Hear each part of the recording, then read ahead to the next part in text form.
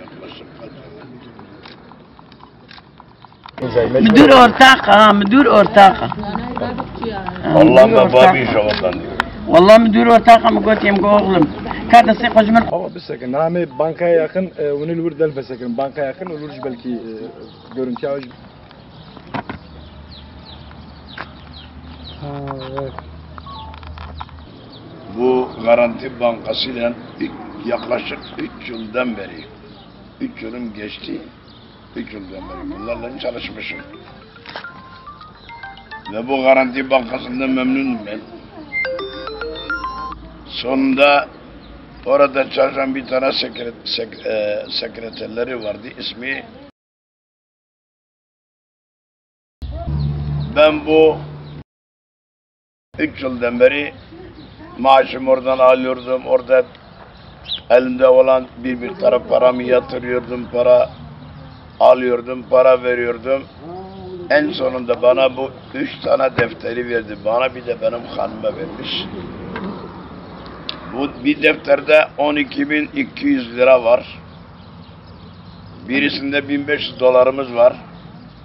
Birisinde $1.000 vardır. Ve bu elden vermiş olduğum 10.000 TL, yaklaşık 25.000 küsür, yani 25.300-400 TL'mizi bu bayan benim adıma 40.000 TL çekmiş. Bu parayı 40.000 TL'yi 40 ayet taksitlendirmiş, benim haberim yok. Bana dedi Hamdi, ben ondan 200 TL istedim.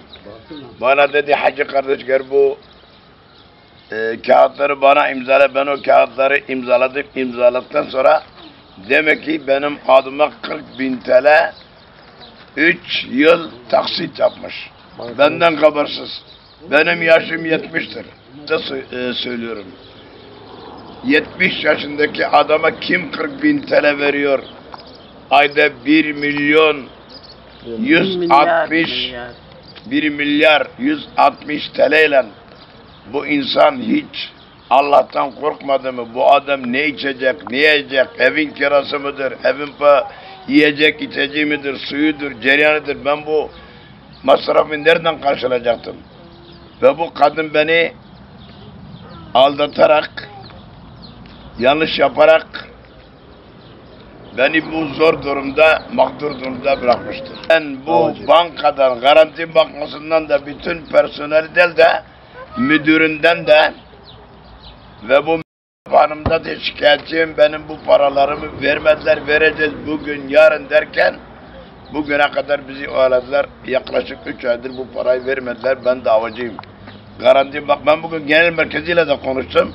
Orada da bütün bilgilerimi aktarmışım genel merkeze. Ben bankanın müdür beye sesleniyorum. 70 yaşındaki adama 40.000 lira nasıl veriyorlar? Noter izni olmadan, bir şahit olmadan, bir kefil olmadan gitmişler, beni aldatmışlar. Benim bu kör gözümle bana imza atmışlar ve bu parayı benim adıma çekmişler. Ben davacıyım.